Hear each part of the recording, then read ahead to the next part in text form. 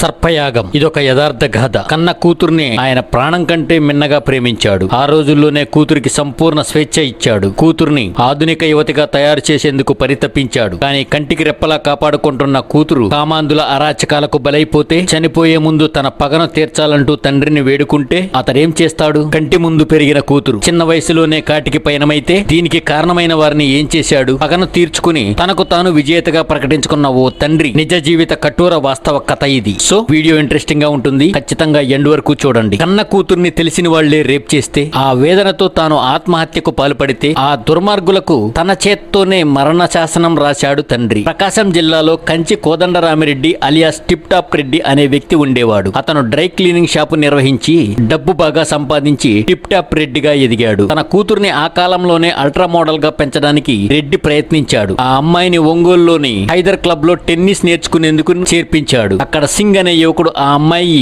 Coach గా వ్యవహరించేవాడు. కొన్నేళ్ల తర్వాత ఇద్దరి మధ్య ఫ్రెండ్షిప్ ఏర్పడింది. సింగ్ అక్కడతో ఊరుకోలేదు. తన ఫ్రెండ్ అయిన ఆర్టీసీ డిఎం కొడుకు నెల్లూరుకు చెందిన ఇంకో అబ్బాయితో కలిసి ఆ అమ్మాయిని కొత్తపట్నం బీచ్ కి తీసుకువెళ్లారు. అక్కడ బీర్లో మత్తు మందు కలిపి ఆ అమ్మాయి చేత తాగించారు. తర్వాత ఆ అమ్మాయిని ముగ్గురు కలిసి రేప్ చేసి అక్కడే వదిలేసి వెళ్లిపోయారు. ఆ తర్వాత రోజు ఆ అమ్మాయి ఇంటికొచ్చింది. జరిగిన విషయాన్ని ఇంట్లో ఎవరికీ చెప్పలేదు. 4 రోజుల పాటు ఆ అమ్మాయి మనోవేదనకు గురైంది. జరిగిన విషయం తండ్రికి తెలియదు. తర్వాత 4వ రోజు ఓ లేఖ రాసి ఆ అమ్మాయి ఊరేసుకుని ఆత్మహత్య చేసుకుంది. ఆత్మహత్య లేఖలో నాన్న నన్ను చాలా దారుణంగా ముగ్గురు కలిసి రేప్ చేశారు, వాళ్ళని వదలొద్దు అని రాసి ఉంది. ఈ లెటర్ విషయం ఎవరికీ తెలియదు. అమ్మాయి తండ్రి కోదండరామిరెడ్డికి మాత్రమే తెలుసు. ఆ అమ్మాయిని ఇలా చేసిన సింగ్ అనుకోకుండా పోలీస్ డిపార్ట్మెంట్ లోని కానిస్టేబుల్ గా సెలెక్ట్ అయ్యి దర్శీకి ట్రైనింగ్ కి వెళ్లిపోయాడు. ఆర్టీసీ డిఎం తన కొడుకు ప్రవర్తన సరిగా లేకపోవడంతో నెల్లూరు జిల్లా కావలిలోని జవహర్ భారతి డిగ్రీ కాలేజీలో చేర్పించాడు. ఇదే సమయంలోని టిప్ టాప్ రెడ్డి తన కూతురుపై అరాచకానికి పాల్పడిన వారిపై పగ తీర్చుకోవడానికి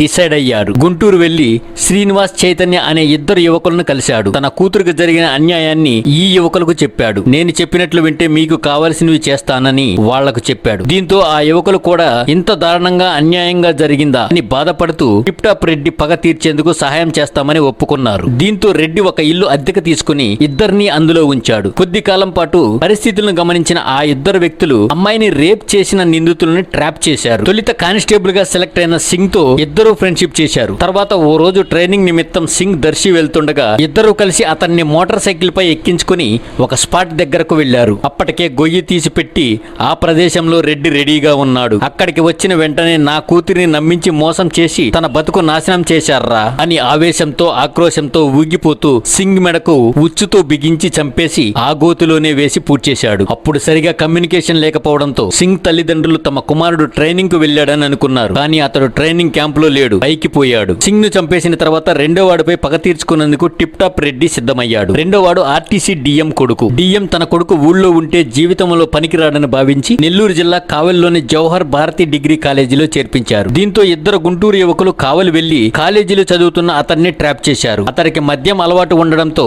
చాలా తొందరగానే ఫ్రెండ్షిప్ కుదిరింది. తర్వాత ముగ్గురు కలిసి మద్యం పార్టీలు చేసుకునేవారు. ఈ క్రమంలోనే ఒకరోజు హాస్టల్లోనే అతన్ని ఒక రూమ్ కి స్కూటీపై వచ్చారు. మందు పార్టీ ఉంది వస్తావా అని డిఎం కొడుకుని అడిగారు. కరేడు అనే సముద్ర తీర గ్రామంలో పార్టీ ఉందని చెప్పారు. అయితే అతడి రూమ్మేట్స్ మాత్రం రేపు పరీక్షలు ఉన్నాయి, ఎలా పోతావంటూ వారించారు. కానీ మద్యం అలవాటు ఉన్న ఆ యువకుడు మద్యం మోజులు పడి వాళ్ల వెంట వెళ్లాడు. ఆ సమయంలోనే అనుకోకుండా యువకుడి రూమ్మేట్ స్కూటీ నంబర్ నోట్ చేసుకున్నాడు. అచ్చం సింగ్ మాదిరిగానే ఇలా ముగ్గురు స్కూటర్ పై బయలుదేరారు. కడేరు దగ్గర రాజుపాలెం అనే గ్రామం వద్దకు రాగానే అప్పటికే టిప్ టాప్ రెడ్డి గొయ్యి తీసి రెడీగా ఉన్నాడు. వీళ్లు రాగానే సింగ్ ను చంపిన మాదిరిగానే ఆ యువకుడిని కూడా గొంతు పిసికి చంపేసి గోతిలో పాతి పెట్టేశారు. దీంతో ఆర్టీసీ డిఎం తన కొడుకు కనిపించడం లేదని గొడవ చేయడం మొదలుపెట్టాడు. ఇదే సమయంలో కానిస్టేబుల్ గా సెలెక్ట్ అయిన తన కొడుకు సింగ్ కనిపించడం లేదంటూ అతడి తల్లిదండ్రులు దాదాపుగా నెల రోజుల తర్వాత ఫిర్యాదు చేశారు. నెల రోజులుగా ట్రైనింగ్ సెంటర్ లో ఆబ్సెంట్ ఉండడంతో అనుమానం వచ్చింది. ఏం జరిగిందో అని పూర్తి స్థాయి విచారణ చేపట్టగా అప్పుడు స్కూటర్ నంబర్ దొరికింది. ఆ స్కూటర్ చెంచురామయ్య అనే ఒక డాక్టర్ది. ఆయనకు తెలియకుండా టిప్ టాప్ రెడ్డి ఆ స్కూటర్ ను యువకులకు ఇప్పించాడు. పోలీసులు చెంచురామయ్య దగ్గరకు వెళ్లి విచారిస్తే స్కూటీ తనదేనని టిప్ టాప్ రెడ్డి తీసుకెళ్లాడని చెప్పాడు. వెంటనే రెడ్డి దగ్గరకు వెళ్లి విచారించగా అసలు నిజం ఒప్పుకున్నాడు. హత్యలు చేసింది తానేనని రెడ్డి ఒప్పుకున్నాడు. దీంతో అతన్ని అరెస్ట్ చేయబోతుండగా సార్ ఒక్కరోజు టైం ఇస్తే